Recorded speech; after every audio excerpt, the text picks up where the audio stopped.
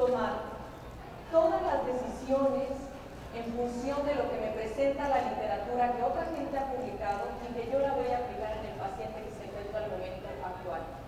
Dicen que no hay nada más terrible que la ignorancia, joven. De hecho, si hay algo que nos genera temor, es ignorar algo con respecto a los padecimientos que tenemos que manejar con nuestros pacientes.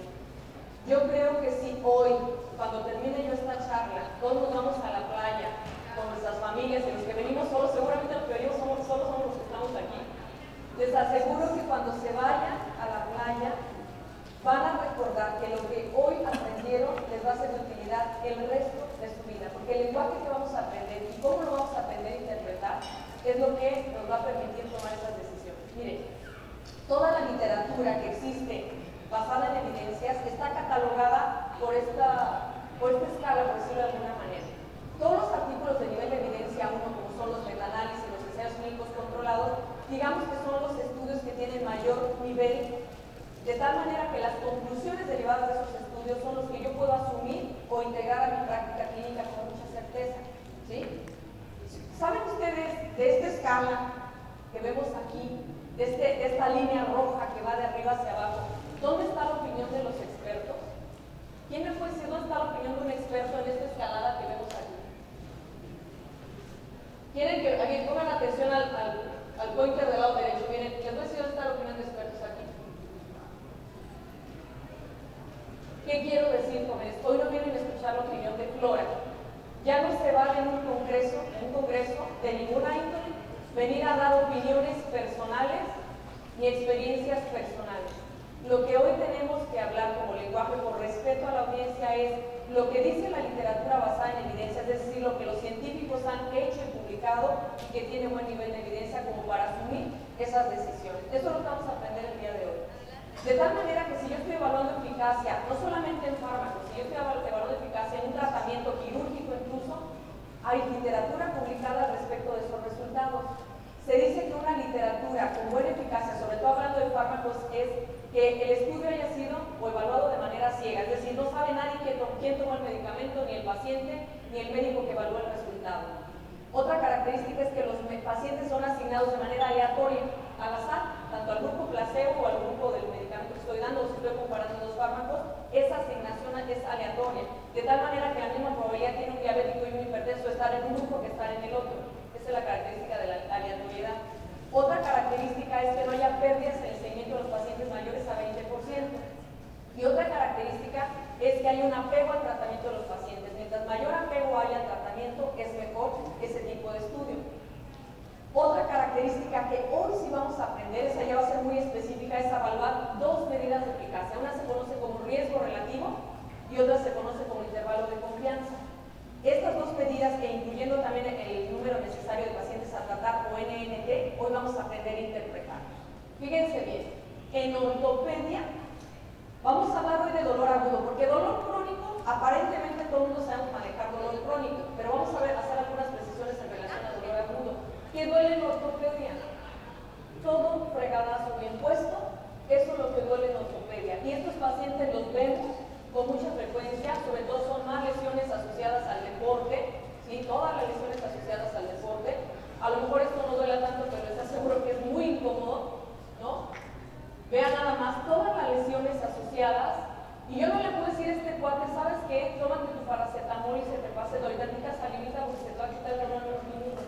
Yo tengo que ser muy efectivo con mi tratamiento farmacológico, porque cuando hablamos de lesiones agudas, esto es terrible. Y como dijera la comadre de esta señora, tiene 5 minutos para quitarle la mano de ahí, ¿no? Decían con que si es cierto que lo puso el toro, dicen que no, que nomás eso le faltó al desgraciado, ¿no? ¿Creen que duela esto? Sí, sí duele, vaya que duele. Entonces, dolor agudo es importante que yo lo controle. Fíjense bien lo que dice la literatura basada en evidencia. La literatura dice que si yo pretendo calificar una adecuada respuesta al dolor, mi paciente debe experimentar por lo menos 50% de disminución de ese dolor en relación a la intensidad original. Generalmente esto es medido por escala visual análoga. Si yo no logro ese 50% de mejoría, me estoy quedando corto con el tratamiento que estoy instituyendo con los pacientes. Por eso, en medicina basada en evidencias, calificando los artículos, hablamos de tres cosas. Si yo quiero decir que es un artículo tengo que fijarme que no tenga errores. Ustedes van a ver en la literatura que el error viene como vías.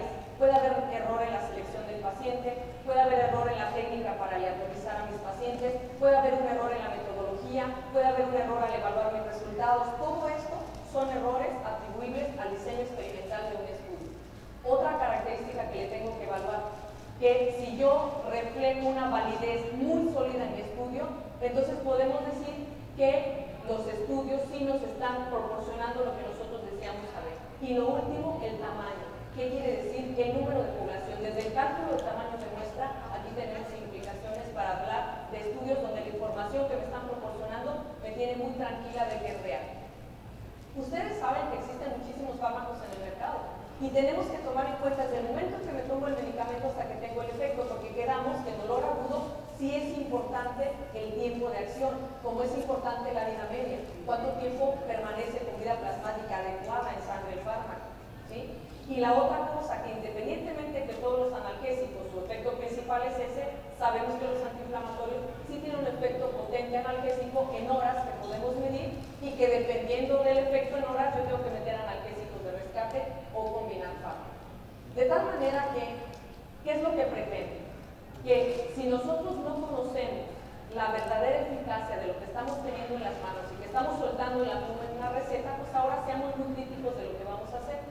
Mi pregunta para todos ustedes es, ¿conocen cuál es la probabilidad de que yo tenga un evento cardiovascular si tengo una combinación o quiero comparar AINES con COX? ¿Por qué hago esta pregunta hacia el aire? Porque lo que nos preocupa o nos ocupa es tomar decisiones entre AINES y COX. Esa es normalmente nuestra disyuntiva. Y la principal preocupación, ¿cuál es en este sentido? No son los eventos cardiovasculares. Generalmente eso es lo que nos preocupa por todo lo que hemos escuchado. Y como dicen los chavos, hoy vamos a ver la neta del planeta de lo que está pasando con AINES y COX, comparándolos en relación a efectos adversos y en relación a eficacia. Vean la respuesta a la pregunta que les acabo de hacer. ¿Ya vieron la respuesta? Si todo el mundo tiene que apuntar, les voy a pedir un favor. Escriban esta información que está ahí en el slide. Esa es la respuesta basada en evidencia de cuando yo me pregunto si comparo un AINE con un COX, cuál es la probabilidad de que mi paciente haga un evento cardiovascular. Esa es la probabilidad. Un riesgo relativo de 1.22, con un intervalo de confianza de 74 a 202, en el caso del Miracocil, y en el caso de diclofenaco, un riesgo de 1.63, con un intervalo de 1.12 a 2.37. No se preocupen. La primera vez que yo vi esto en la maestría, casi me zurro. ¿Por qué? Porque yo no sabía de qué me estaban hablando. Era un lenguaje totalmente ajeno a mí. Y el objetivo el día de hoy es que cuando ustedes se vayan, si el que va pasando por allá afuera les dice, oye, ¿cómo ves este riesgo relativo? Tú le digas qué opinas de un riesgo relativo y además no solamente eso, que digas por qué fundamentas tus decisiones terapéuticas. Bueno, entonces vamos a dedicar 10 minutos de su atención para que yo les explique qué es un riesgo relativo. Fíjense bien, en todo estudio de investigación, para que yo presente y analice mis resultados, utilizo tablas de 2x2, como ven ahí. Es una tabla de 2x2 porque tiene líneas horizontales y verticales en dos cuadros. Ustedes van a ver que donde dice efecto, me refiero a los pacientes que tienen o no tienen dolor. Si tienen el efecto, tienen dolor. Si dice sin efecto, no tienen dolor. Y van a ver expuesto y no expuesto. ¿A qué me refiero? A si le doy un fármaco o si lo comparo con placebo o me comparo entre dos fármacos. De tal manera que cuando yo tengo dos propuestas de tratamiento y el mismo número de pacientes de un fármaco y otro son los que logramos control del dolor, vean que el riesgo de un riesgo relativo es igual a 1. Ahorita no les voy a explicar cómo es este cálculo, pero de manera breve les digo que si ustedes ponen atención, 20 entre 100 me da punto 20, aquí 20 entre 100 me da punto 20, y si divido punto 20 entre punto 20 me da R, riesgo relativo de 1. De hecho, así es como calculamos los riesgos relativos. Son una diferencia, dividimos el valor entre un grupo y el otro, es una división. Cuando encuentren un artículo que les presenta un fármaco con un riesgo relativo de 1, eso y el agua de tlacote es lo mismo. ¿Sí? La sobada del compadre, bueno, a lo mejor no sean tan ventosas para dolor lumbar, las camitas. Es decir, todo que tenga un riesgo relativo de 1 no tiene ninguna utilidad terapéutica. ¿Se entiende este primer concepto? Pero vean qué pasa si yo doy un fármaco X y resulta que en vez de tener 20 pacientes con dolor, tengo menos, tengo la mitad. Pregunta, ¿creen que eso sea bueno para nosotros como médicos? Tener un fármaco que yo lo dé, que lo proporcione a mi paciente y menos pacientes tengan dolor. Pues sí, ¿no? Eso sería lo que yo buscaría. ¿Qué pasó con el riesgo relativo? ¿Ya vieron? ¿Se fue a la izquierda de uno o a la derecha de uno? A la izquierda.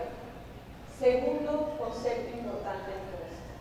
Todo riesgo relativo que se me vaya a la izquierda del valor de 1 y mientras más se acerque a 0, eso es eficaz en medicina. Eso es eficacia. Mientras más se acerque al 0. ¿Piensan ustedes que hay algún fármaco o alguna cirugía que lleve un riesgo relativo a 0?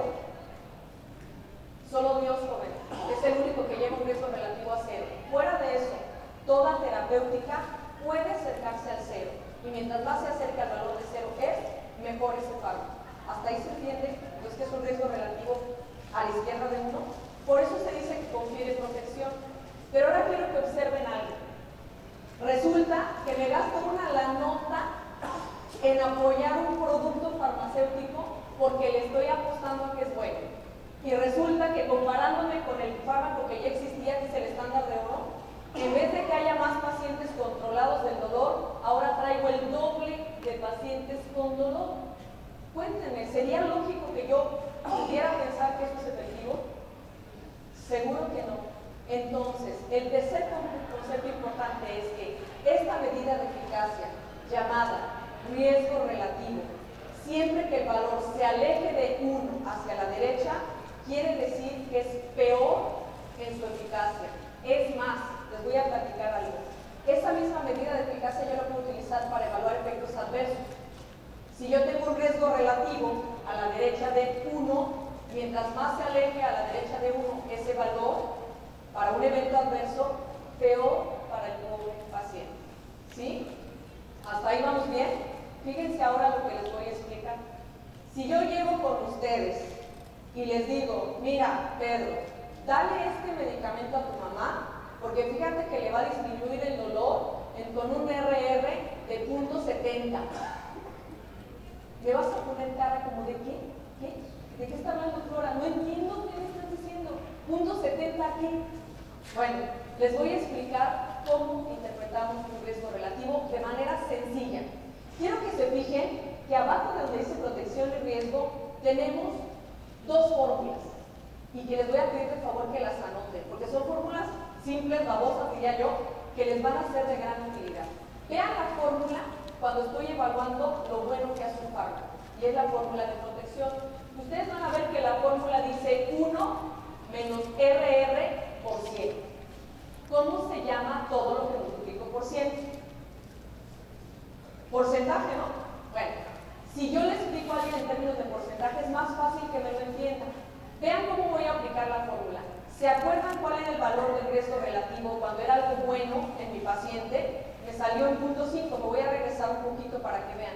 Cuando yo tengo un efecto bueno, como ese de protección, me salió el valor de 0.5. Voy a aplicar la fórmula bien. La fórmula dice, perdón si les doy un poquito la espalda, ahí sí se ve. 1 menos el RR, ¿sí? Y lo multiplico por 100. Si yo ahí tengo un valor de 0.5, ¿cuánto es 1 menos 0.5? 0.5, ¿están de acuerdo? O 0.50. Y si yo lo multiplico por 100, le hacemos como le hacemos en la primaria. Si multiplico por 10, le recorro el punto un lugar, y si multiplico por 100, pues 2 lugares, ¿no? Entonces, ¿cuánto es? 50%. Fíjense entonces, en este caso, ¿cómo explico la eficacia del fármaco? Pedro, le vas a dar este fármaco a tu mamá porque les va a disminuir el dolor, la intensidad de dolor, en una probabilidad de 50%. ¿Verdad que eso sí se entiende?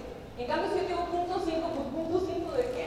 Pero si te digo 50%, claro que se entiende el concepto. Ahora, vean la diferencia de interpretación de un riesgo relativo a la izquierda de 1 cuando yo traigo un riesgo relativo a la derecha de 1. ¿Puedo ver aquí la presentación? O ya no la traigo. Fíjense bien, cuando yo tengo ahora a la derecha de 1, la fórmula cambia. Si mi riesgo relativo es mayor de 1, ¿cuál es la diferencia en la fórmula? Es que solamente invierto el orden. Primero pongo el RR, luego le resto 1 y luego lo multiplico por 100. Ya vieron, ahí está la fórmula. Si ustedes ponen atención, ahí está la fórmula. Bueno, vamos haciéndolo. ¿Cuánto me salió de riesgo relativo en el segundo ejemplo? Me salió 2, ¿no? ¿Cuánto es 2 menos 1? 1. Si lo multiplico por 100, ¿cuánto me da? 100%. ¿Qué quiere decir esto? Que yo puedo tener ese efecto adverso, vamos a poner el ejemplo de un efecto adverso, ¿en cuánto? En 100%, ¿sí? O una vez más del resto de los pacientes. Así es como interpretamos riesgos relativos a favor y en contra. ¿Se entiende hasta aquí entonces? Fíjense cómo solamente he explicado riesgo relativo. Ahora vamos a hablar de intervalo de confianza. Pongan atención a este punto. Un intervalo de confianza es un valor más chiquito y más grande del valor del riesgo relativo, uno más pequeño y uno más arriba. En el caso de lo de eficacia, que quedamos que eficacia es todo lo que se acerca al valor de 0, quiero que pongan atención a ese intervalo de confianza. Yo tenía un riesgo relativo de 0.5, ¿lo recuerdan? ¿Ya vieron el intervalo de confianza que está ahí? Traigo un intervalo de 0.40 a 0.60. ¿Serán importantes los intervalos de confianza? Claro que sí, porque muchas veces los intervalos de confianza revelan más la verdad de lo que está pasando con nuestros tratamientos. Mi pregunta para todos ustedes, si les dije que lo ideal es lo que más se acerque al 0, de un intervalo de confianza para eficacia, o sea, para lo bueno que hace el medicamento, ¿qué valor tomaría mejor, el 0.40 o el 0.60 para aplicar la fórmula? ¿Cuál sería? ¿Cuál es el que más se acerca a 0? Oye, estoy como en el programa de Chabelo, ¿no? Que cuando quieren la respuesta como que le dan más intensidad para que la gente sepa qué responder. Ahí les va. En un intervalo de confianza en eficacia, me voy a fijar en el intervalo más chiquito, el que más se acerque a 0, de tal manera que si yo aplico mi fórmula para ese intervalo más pequeño, sería simple, ¿no? ¿Cuánto es 1 menos 0.40? 0.60. Y si lo multiplico por 100, me da 60%. Entonces, ese fármaco que tiene un RR de 0.5 me puede dar una eficacia hasta de 60%. Ah, pero ahora vamos al caso del intervalo de confianza de el que es para un efecto adverso. Voy a pasar aquí. ¿Dónde pasa la presentación? Ahí está. Ya vieron el intervalo de confianza para un efecto adverso, va de 1.5 a 2.4. Pregunta nuevamente. Si ahora estoy evaluando lo malo que hace ese fármaco, del intervalo de confianza, ¿qué valor me interesa? ¿El que se aleja más del 1 o el que está más cerca del 1? El que se aleja más, porque ese es el que tiene el peor resultado, que en este caso es 2.4. ¿Cómo aplico la fórmula? Ahora al revés. Primero pongo el 2.4, le resto 1. ¿Cuánto es 2.4 menos 1? 1.4. Y si yo lo multiplico por 100, ¿qué quiere decir? Que me da 140% de probabilidad de tener X efecto adverso. ¿Hasta aquí se entendió lo que es un riesgo relativo? Esto, jóvenes, que acabamos de aprender en 10 minutos, es el lenguaje de hoy para evaluar eficacia de tratamientos quirúrgicos y no quirúrgicos en medicina. Por eso es importantísimo este concepto. Vamos a ver entonces qué dice la literatura. ¿Qué más?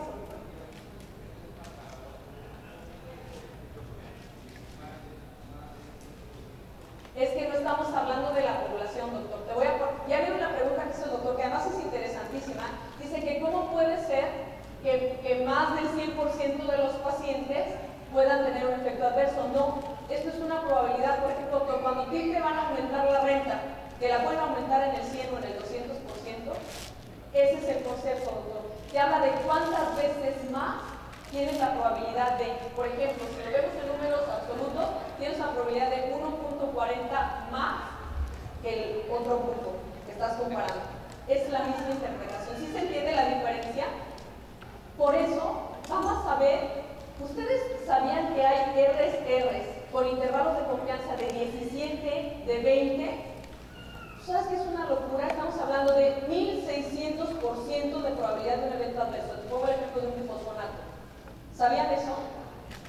Y estamos soltando la pluma en los recetarios y ni siquiera conocemos los riesgos relativos y los intervalos de los fármacos. O sí, la neta no los conocemos. Entonces, ¿qué les traje hoy?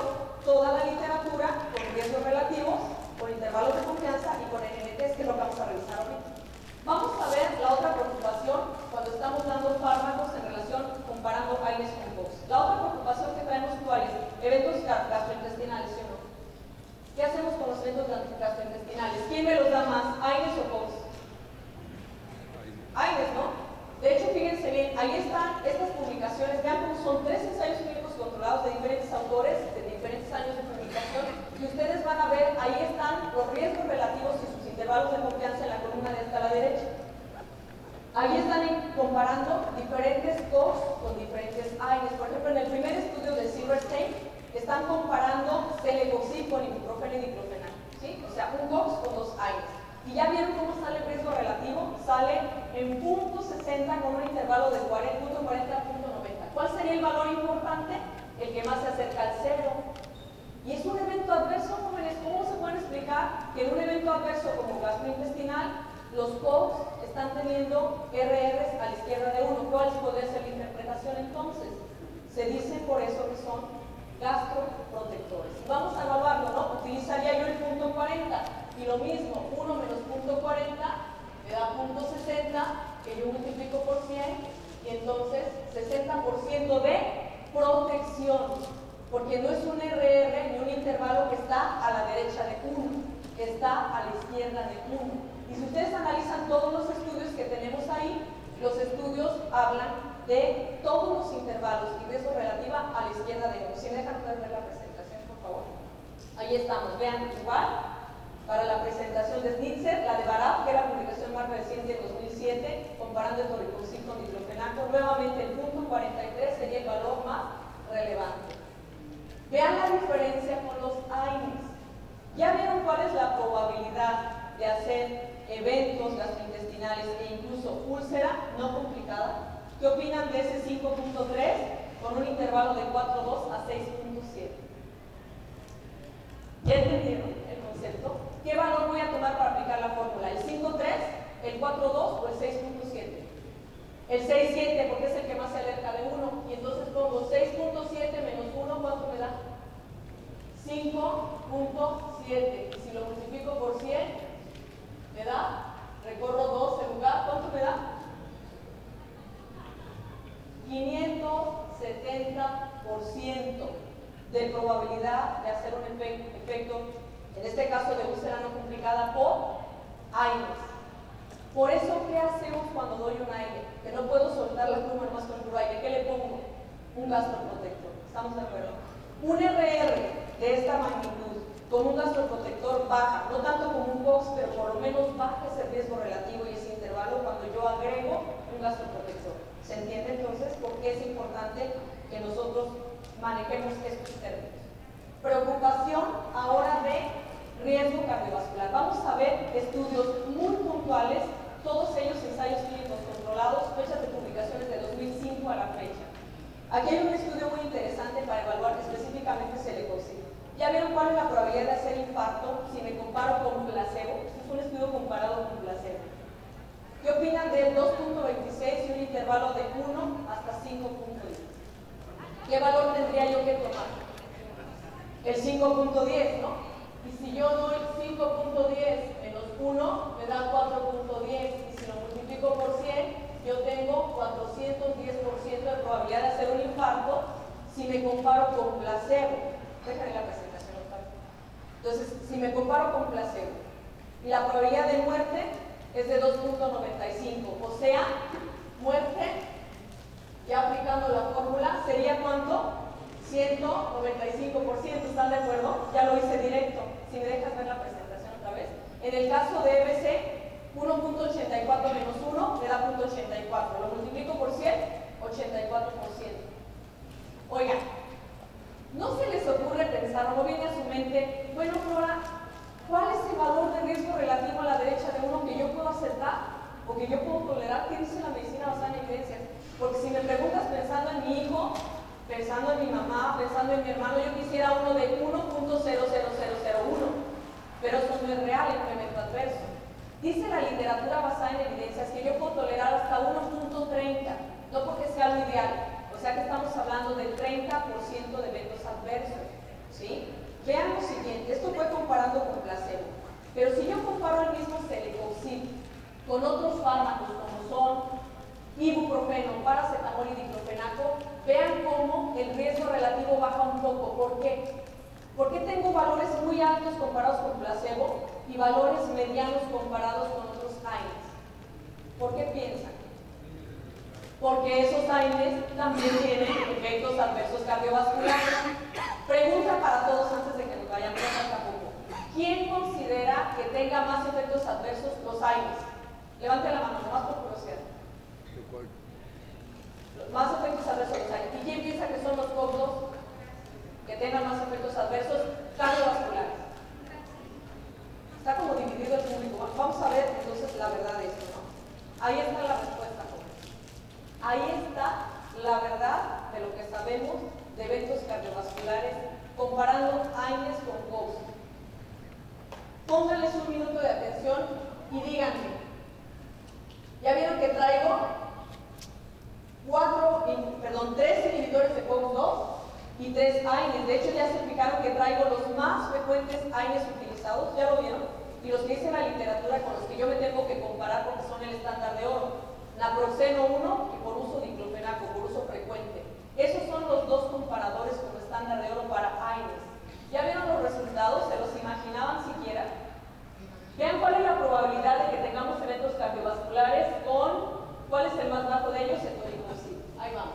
¿Cuánto es 1.13 menos 1? Punto 13.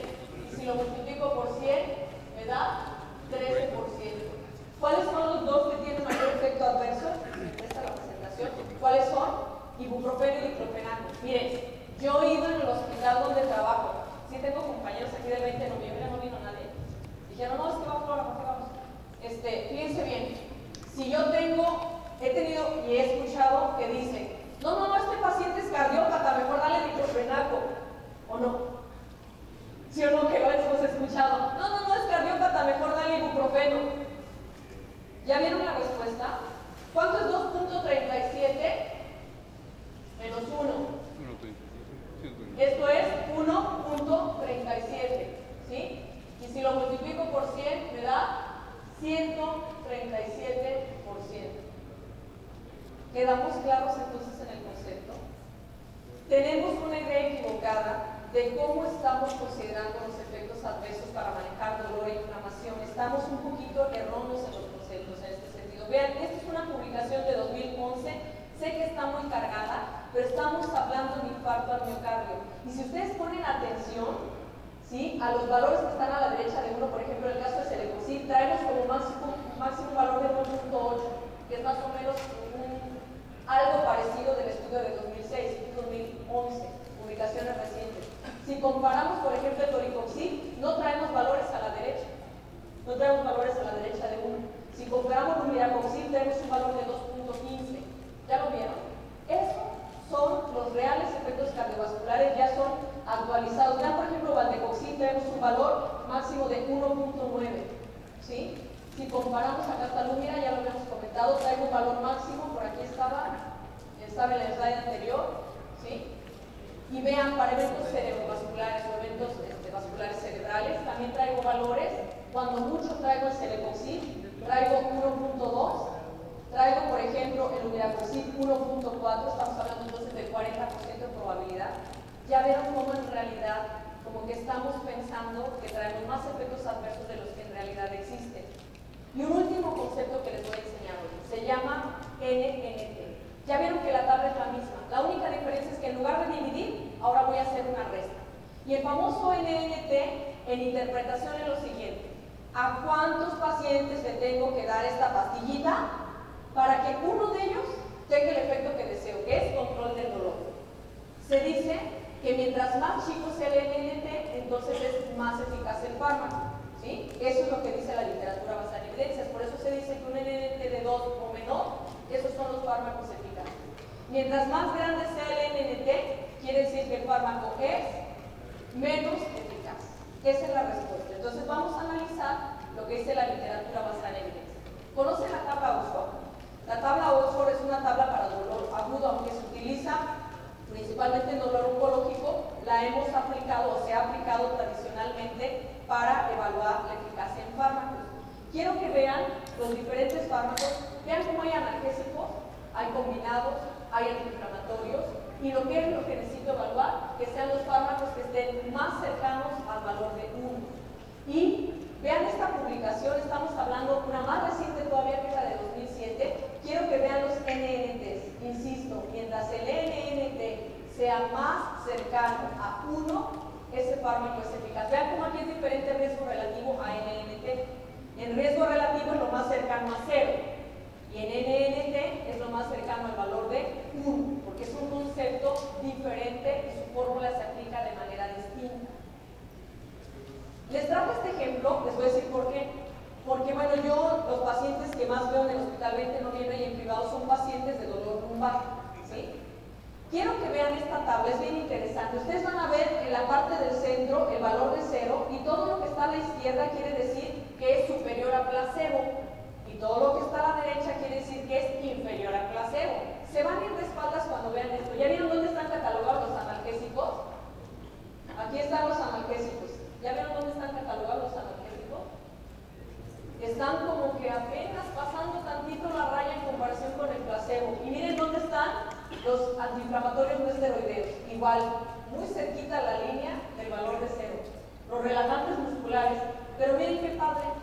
Esta tabla me dice que los analgésicos, los antiinflamatorios y los relajantes musculares están igual que el tratamiento herbolario. ¿Cómo ven? Eso es lo que dice esta tabla. Estamos hablando de dolor lumbar, que es el pan nuestro de cada día y el coco de todos los ortopedistas, ¿no? Para que vean la evidencia. Dolor neuropático, también les quise traer dolor neuropático. A pesar de que el día de hoy es dolor agudo y no precisamente neuropático, quiero que vean los NNTs de los fármacos que se utilizan. ¿Ya vieron cuál es el que está en primer lugar? La imipramina. De repente estamos utilizando otros fármacos, ¿verdad?, para controlar el dolor neuropático. Esta es la verdad. ¿Cuáles son los fármacos que mejoran? Los que están más cercanos al valor de 1, en el caso de NNT. Y les cierro con el último estudio más importante que existe. Porque ya hablamos de dolor agudo por trancazos, ¿no? Ahora les voy a tocar el tema de dolor agudo postoperatorio. Las dos principales preocupaciones de nosotros como ortopedistas en dolor agudo es el que se mete un buen trancazo y el que tengo saliendo de quirófano, ¿sí o no? Bueno, el que tengo saliendo de quirófano, este artículo, déjenme les digo que es la última revisión de la colaboración Cochrane. Ustedes dicen y saben que Cochrane parte el queso en esto de medicina basada en evidencias, ¿no? Bueno, esta publicación acaba de salir, es una publicación de casi finales de 2011, y vean lo que dice Cochrane en relación a control de dolor agudo postoperatorio. Esta revisión Cochrane incluyó 45,000 pacientes en 350 ensayos clínicos controlados, y sobre todo, ¿cuál era el endpoint? Que mi paciente mejorara por lo menos el 50% de la intensidad de su dolor. Esto era lo más importante, y ellos calcularon, de hecho, los NNTs. Esto es el resultado de esa revisión de la colaboración Cochrane. Es lo más reciente en control del dolor agudo postoperatorio. ¿Qué estamos observando? Que siguen siendo los inhibidores de COX-2 los que están ocupando los primeros lugares. De tal manera que estos son los NNTs con sus diferentes intervalos de confianza para hablar de las diferencias en fármacos.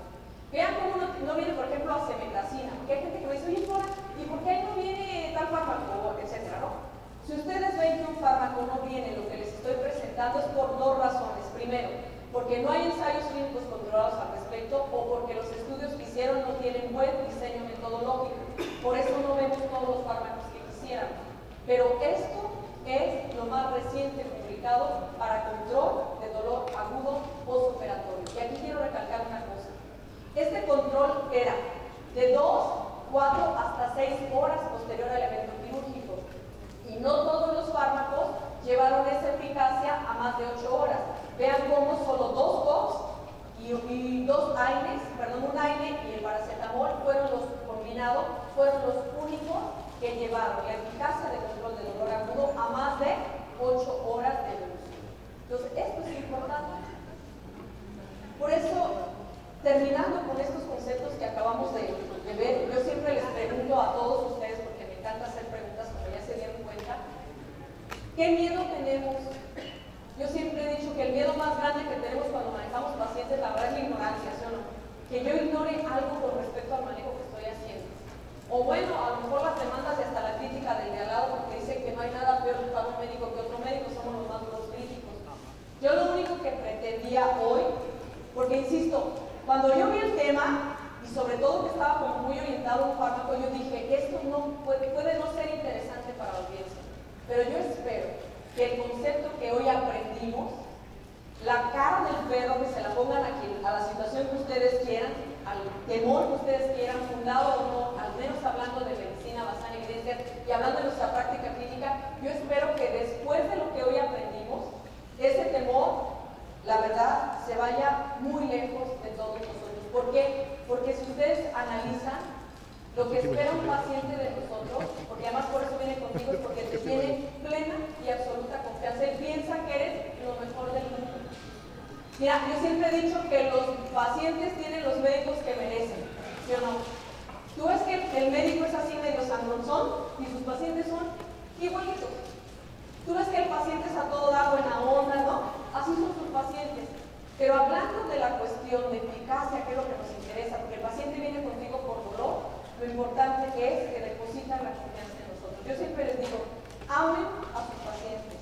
El que tienen enfrente puede ser su esposa, su hermano, su hijo, y en función de eso debemos de tomar decisiones. De tal manera que, insisto, el temor fundado o no, por estos conceptos que hoy aprendimos, que son muy críticos, yo espero que los manden de verdad muy lejos, tan lejos como se pueda, para que no tengamos ninguna preocupación en nuestra práctica clínica. Yo les aseguro que sí o no lo que aprendimos nos sirvió de algo hoy. Y lo puedes aplicar a técnicas quirúrgicas, lo puedes aplicar a lo que tú quieras. Lo puedes aplicar a la hipertensión, a osteoporosis, a diabetes, porque es un concepto general. Y es una manera de entender medicina basada en evidencia de una manera mucho más sencilla. Quiero robarles el último minuto. Lean lo que está ahí. Yo siempre he creído que a un lugar llegamos los que tenemos que llegar. Ni más ni menos. Todo tiene una razón en esta vida. Y a veces estamos catalogando el dolor como algo malo. Yo a mis pacientes les digo, Juanita, Pedro, quien sea, el dolor forma parte de la vida, porque la vida es lo bueno y lo malo, pero también les enseño a valorar el verdadero significado del dolor, porque además yo creo firmemente que nada en nuestra vida, en la vida de los pacientes, pasa por una casualidad. Hay alguien que decide absolutamente todo. Él nos regala la vida, nos regala la salud, la familia, el trabajo, nos regala todo. Que a veces los médicos estamos pensando que curamos pacientes y ¿saben qué? No. Sí intervenimos, claro que sí. Es nuestro deber profesional y ético prepararnos bien, pero la realidad es que no decidimos todo. ¿Sale? Entonces, yo creo que saben quién es el doctor Gerardo Rodríguez Vázquez. Yo siempre que doy una plática en donde sea, reconozco el valor de mi maestro, porque él me enseñó lo de columna, pero esto es lo que Flora cree y la razón por la que hoy vino. Y dejé a mis chamacos en casa y en exámenes de la prepa y esas cosas, ¿no? Yo creo en Dios, creo en los valores de la familia. Ahí está mi esposo y mis 2 chamacos. Creo en los valores de los maestros, porque a mí esto que yo les platiqué hoy, alguien me lo enseñó también.